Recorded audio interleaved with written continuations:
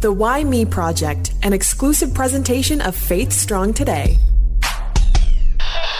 We have every week a chance to talk with incredible people. And I don't think it's very often that we get somebody who's now started somewhat of a new program who's kind of getting into the radio thing. We usually, as radio people, say stay away from that. Yeah. You know, if you can try something else, go for it. That's amazing. So are you on every single day? That may be the reason why. I'm on one day for 1 hour. Yeah, we do the 5 days a week kind of grind, which is actually, I find, rewarding in its own right. She is a host, an author, a wife, a mom, probably among other things that we're missing. Trillia Newbell, how are you? I'm doing very well, thank you. We like to ask the skill testing question because we never know where it's going to go, and that is, who are you and where did you come from? Well, I came from... That's such an interesting question. Where did I come from? I was going to make a joke, but I'm trying not to. Joke away. We've probably heard it before. Yeah, that's true. Yes, I bet you did. So that's why I didn't do it. I live in the Nashville area, right outside of Nashville in Tennessee. So I'm a Tennessean, and that's where I grew up. You've already mentioned it, I'm a wife of 20 years and a mom of 17 plus, but I have a 17-year-old and then a almost 14-year-old, which is wild. It's absolutely wild.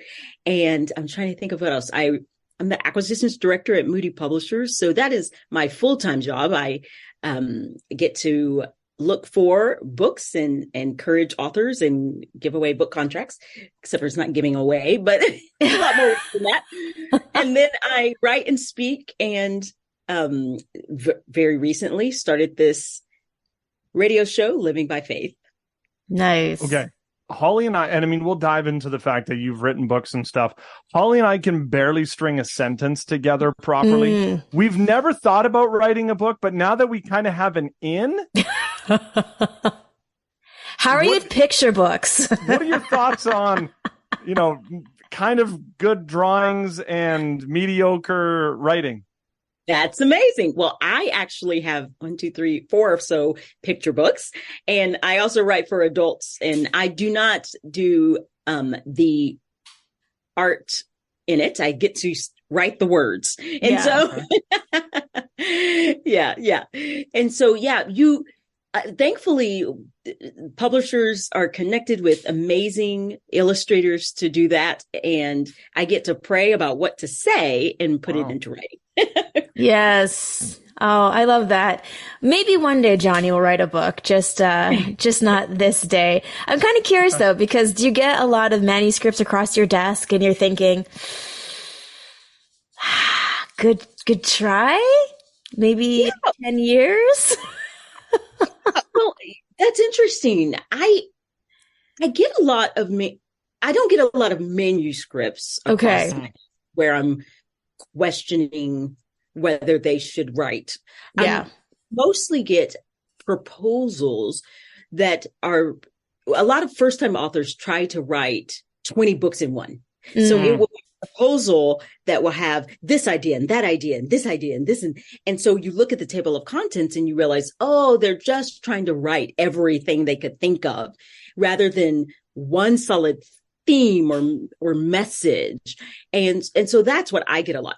Another thing I get a lot are people who they'll meet me and they'll say, I've always wanted to write a book. And I'll say, that's fantastic. And they're like, so can I send you something? And I'll say, sure, send me 1,000 words. Never get it. Yep. Really? Because writing is hard. Yeah. It's hard. And so a lot of people say they want to write, but to sit down and actually do that work it's lonely. It's tedious. It's hard. It's think of all the adjectives and so it's a delight and a joy as well if you love to write. But most people have this, they want to have their name in a book, but it's not for the faint of heart. And so that's what I get most of the time. That's fair. I would write 1,000 words. That would then be my book. I'd be like, well, there's my 1,000-word book. Exactly. That's amazing. Yeah. So, and if you're writing a kid's book that is a paper or what do you call it? Picture book or a board book, that would be fine. But for a book for adults, it's more like 40, 50, 60,000 words. And so that's why you don't get a lot of people who follow through, because it's a lot of work. It's a lot of work. I feel discouraged now. Yeah, that's okay, Johnny. You have a radio show. Yeah, right. The Lord may call you to write, and when he does, and if he does, he'll give you the grace to do it. Yeah. Yeah. Well said. Well said. Well, clearly you have a love for books. Now, was that a part of something that was instilled in you from an early age? Were you that child that would run and hide and read a book under a tree? Or were you like, no way? Yeah, I wasn't the child who would read a book under a tree. I was a child who would take a sheet, like your bed sheet, and jump out of the tree. I could fly. That was me as a kid. I was like the running and jumping and playing in dirt kid. But then as I got older, I developed a love for research. And I would try to dabble in writing, but it would be terrible poetry or something like that, because every kid tries to write poetry. Yeah. And so that was my dabbling. But then I realized I really love to research. And so I would research something and write it and be the only kid who just had a blast researching writing. And yeah. And so then I wrote for my college. I was a kind of a freelance-ish reporter for my college paper. Okay. And then after I graduated, I was a freelance reporter for my local paper in my city. And so I've always kind of had some sort of writing, but I did not have a dream of writing a book as a child. It wasn't something that I thought of. And I wasn't a huge reader. I wasn't that person in the corner reading. I was athletic. That's a joke from the inside before we started. Yeah. And I was not that, okay, let me back up. Athletes can also be studious. For sure. And I was very studious, but it just reading wasn't my top priority. Yeah. But anyways, and so it wasn't a dream. It was the Lord. I wrote a blog post that went what I call Christian viral. It didn't go viral. It went Christian viral. And from there, agents and publishers started to look at my writing, look at my articles, and I started to be pursued. And that's when I was like, oh, well, maybe I do have a book in me. And the first thing that I wrote, I do think it was kind of like what you described earlier, maybe in 10 years. Because writing an article and writing a book are two different things. And, but I learned and I grew and the Lord helped me and here we are. Yeah. So you said that you went Christian viral. In order to do something Christian viral, you need to have some sort of faith, I'm guessing. When did the faith side of things come into your life? When did I become a Christian? Yeah. I became a Christian at the age of 22. So I grew up in a very loving home, but I did not know Jesus. And it wasn't a Christian home. I was but at the age of 22, I submitted my life to the Lord after 2 broken engagements, really humbled it was kind of pitiful. And then a gal shared the gospel with me, but it took a while for me to submit my life to the Lord. I wanted to live how I wanted to live. Yeah. And in the South, I live in the South. So in the South in the U.S., we can be culturally good and spiritually dead. So I wasn't a bad girl I was a quote unquote good girl, but not. I needed Jesus. And so the Lord, he saved me at the age of 22 and haven't looked back since. Yeah, that's amazing. We often get people who share their faith as if, when they were a child, they became a Christian. And there's, when you are older, there's a different perspective on what being a Christian means to you. What were some of those moments leading up to you making that decision that was saying, past 22 years, we're what they were, but I need to shift? What was your story?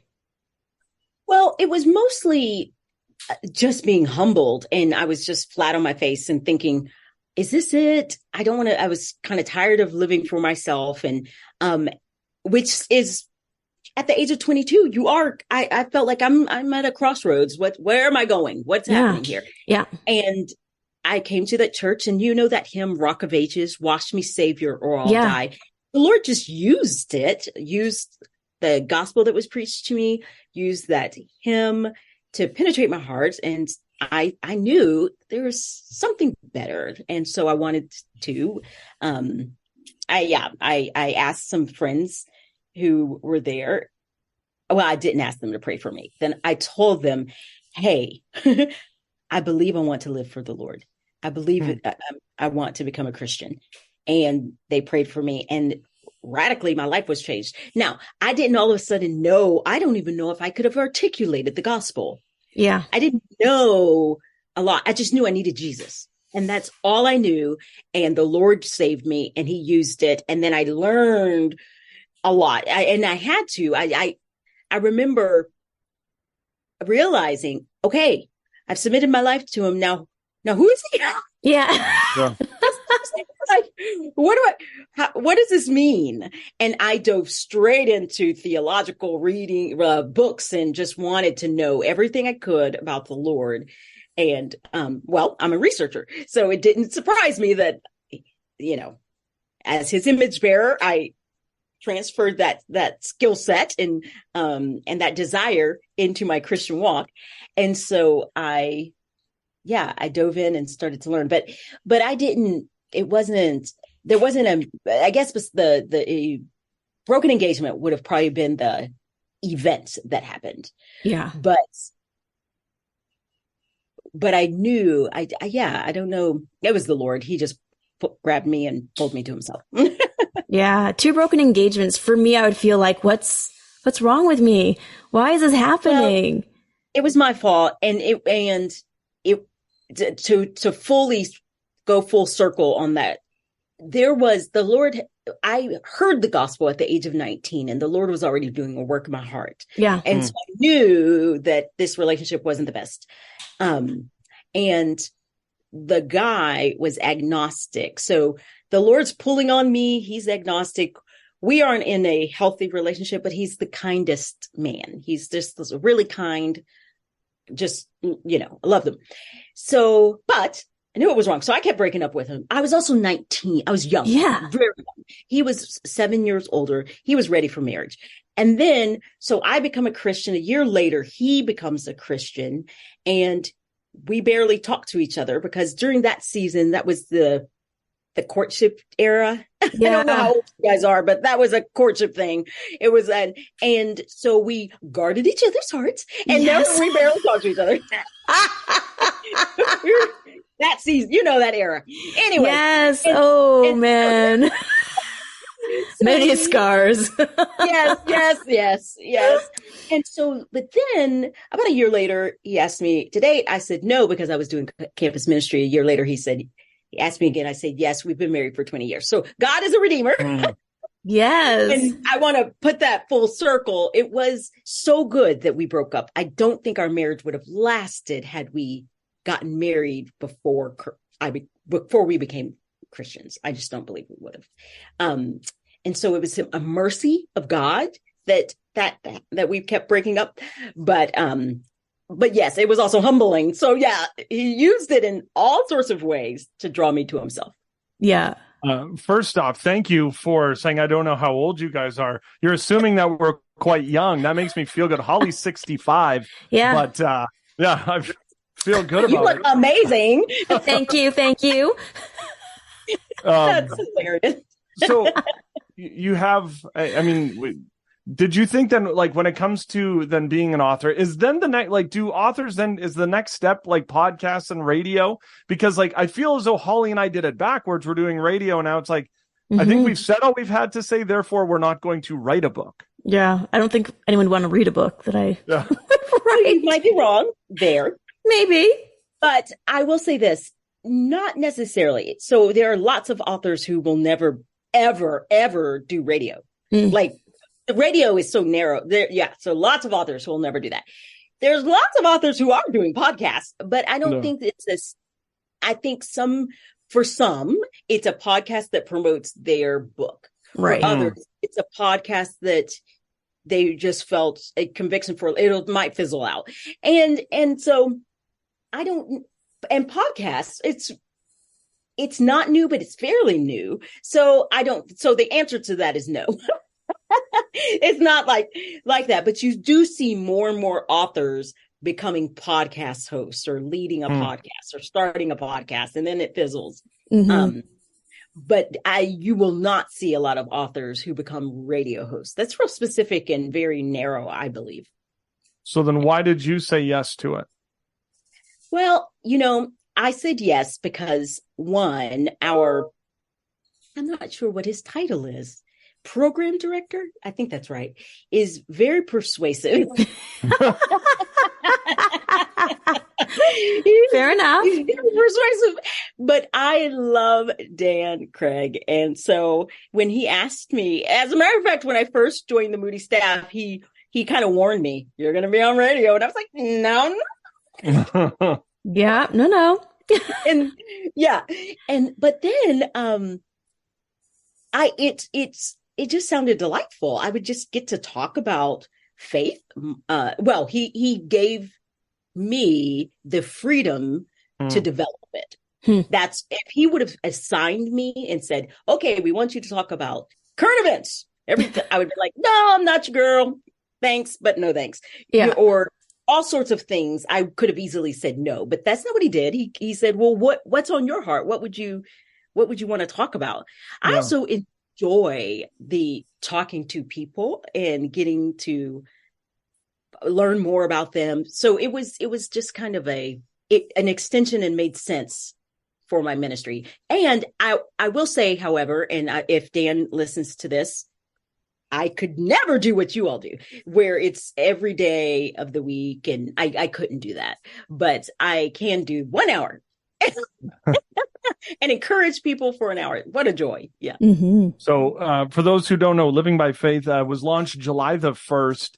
So what does Living by Faith mean then when it comes to somebody who's tuning in for, say, the very first time? I'm going to say it in a churchy way, and then it means taking God at his word and living your life accordingly. So that's really what Living by Faith is: taking God, reading his Bible, believing what he says is true, and then living your everyday life as if what you've read or is true, as if God exists.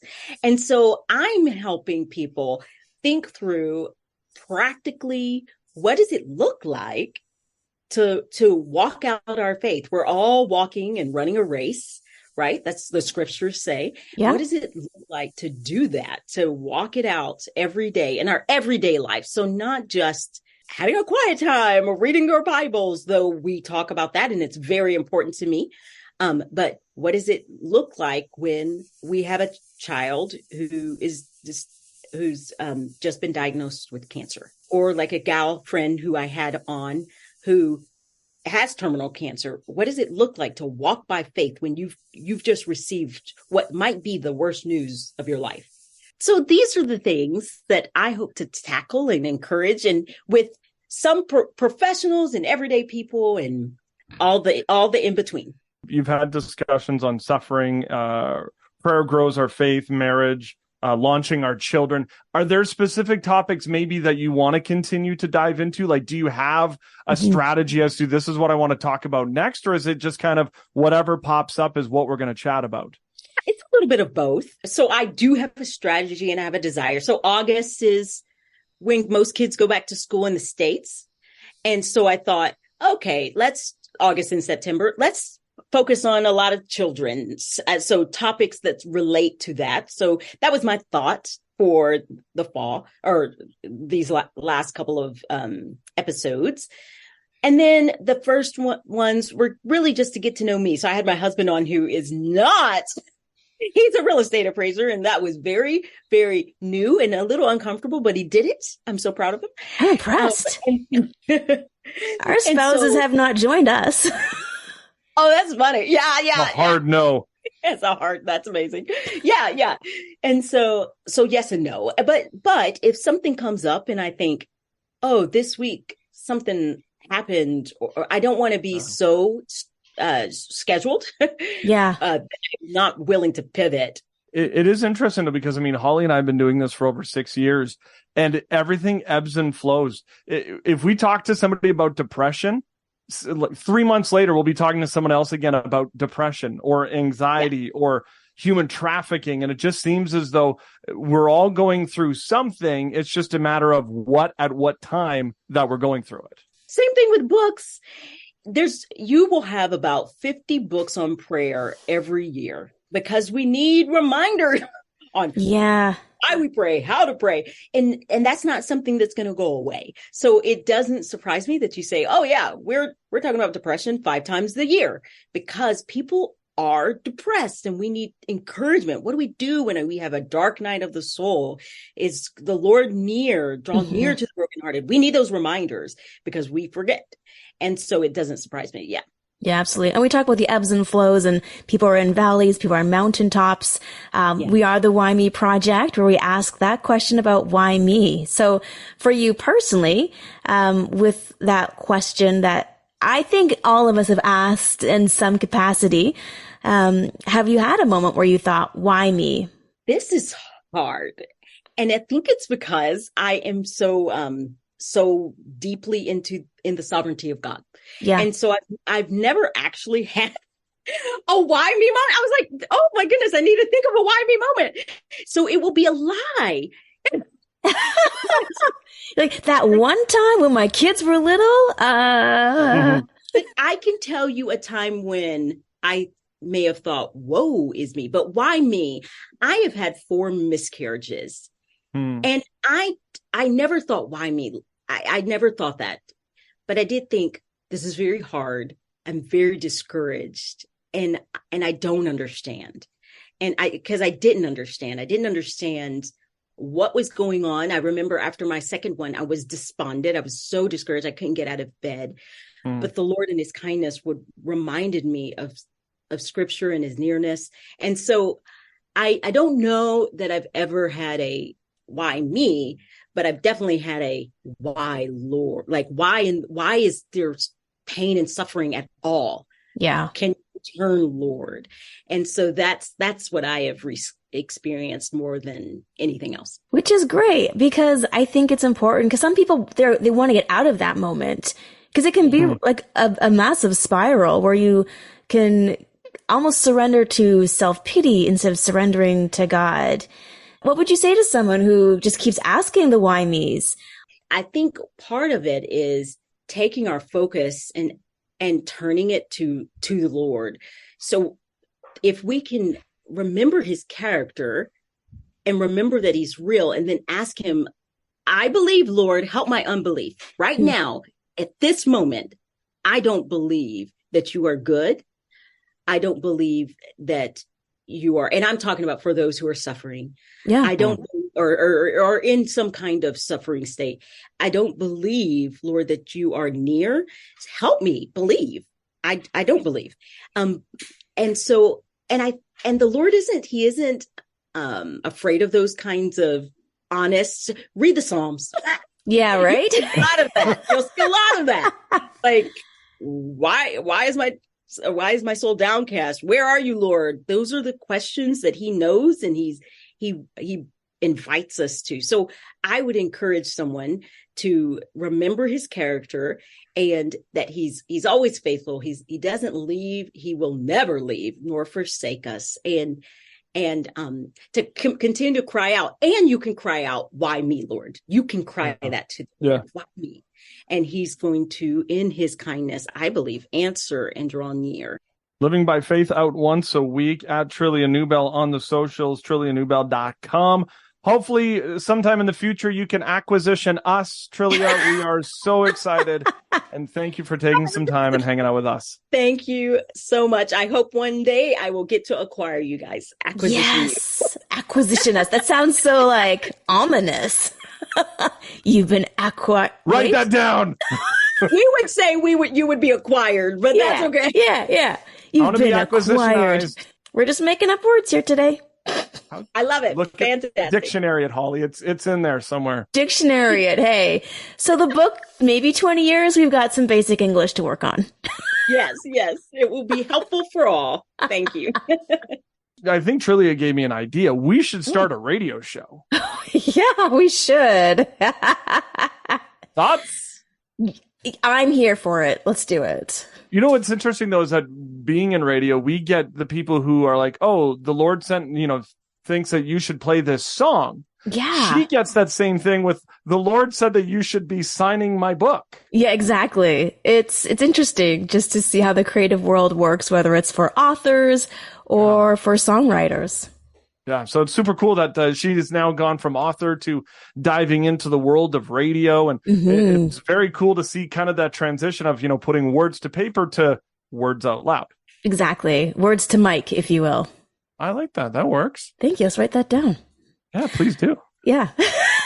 Maybe we can make it into a book. Just kidding. Nice. We may be a long way from writing a book, but we are not a long way from doing other things, like our newly released YouTube channel. So thank you for checking it out and for subscribing. I know a couple of you guys have. Shout outs to our friends in Madagascar, New Zealand, Ireland. We've been seeing different listeners pop up in those areas. So we really appreciate you being a part of Why Project and our adventures. It's amazing when we get messages and I'm reading and then I'm like, oh, I think they're the next day already. Yeah. Yeah. Isn't it wild? Oh, just so you know, we listened to you from Madagascar. I'm like, thank you from Madagascar. I had to look on a map. I'm like, you're an island. That's fun. It's incredible. So thank you. If you're an international listener, let us know where you're listening internationally so then we can give you a shout out. And then all the socials, Apple Podcast, Twitter. Well, Apple Podcast is not a social. Twitter, Facebook, places like Spotify. We want you to let us know where you're listening and follow us on all the socials. Yeah, we really appreciate it because that helps us continue to do what we do. And we love being able to serve you in this way. So thank you. I appreciate you. And until next week. Keep fit and have fun. Have fun. And is that trademarked? It might be. We're now going to be sued, but just check out. Keep fitter and have funner. There we go. And don't forget, you can check us out on faithstrongtoday.com.